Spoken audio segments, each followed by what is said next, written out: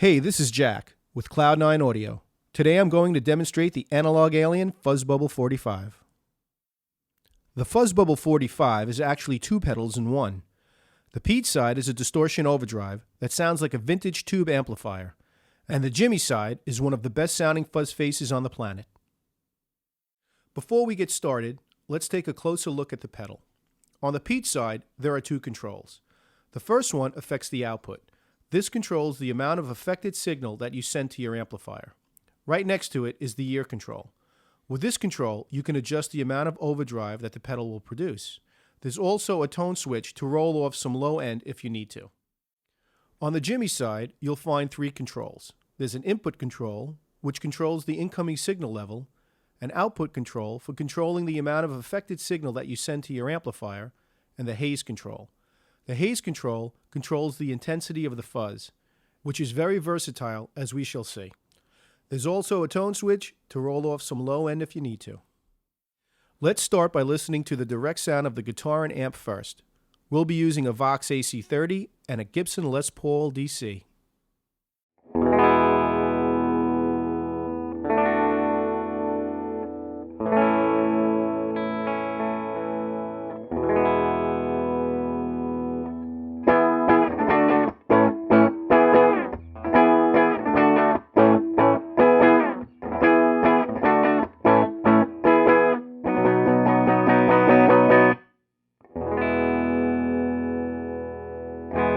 Now let's kick in the FuzzBUbble 45.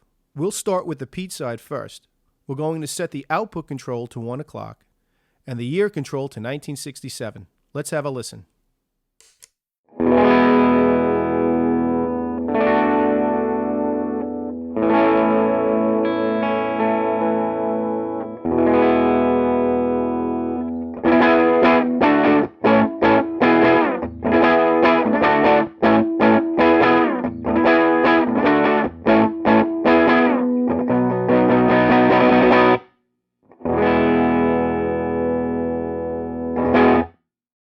At this setting, the pedal produces a nice, warm-sounding tone with very little overdrive.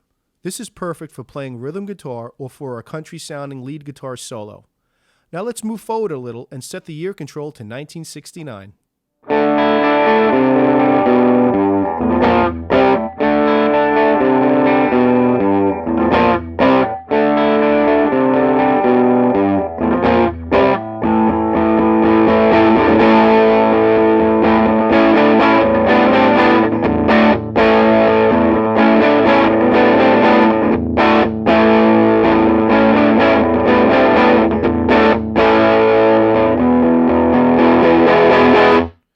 As you can hear, we've increased the gain, but the clarity of the notes can still be heard. This setting is great for lead rhythm playing. Now let's check out what we get if we move to 1971. At this setting, the output level will be a little hotter, so we're going to back down on the output control just a little bit. Let's check it out.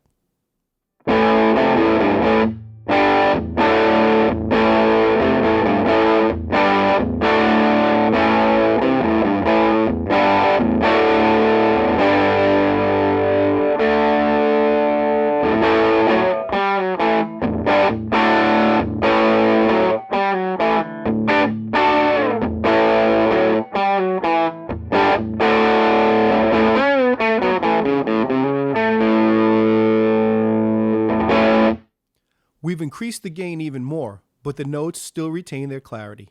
The way the ear control sounds and responds is greatly affected by the type of guitar you use, as well as your individual playing style.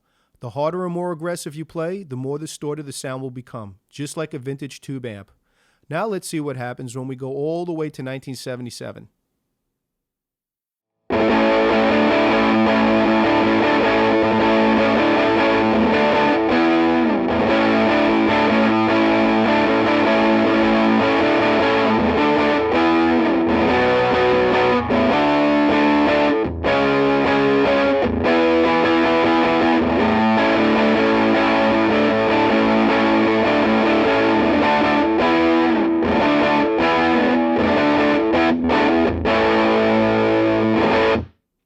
With the ear control set to 77, power chords become fully saturated and your lead guitar licks will have a nice bite with plenty of sustain. If you find that the sound is too heavy, you can roll the low end off a little bit by using the tone switch. The tone switch rolls the low end off, but not too much. This might come in handy if you're using your guitar's rhythm pickup.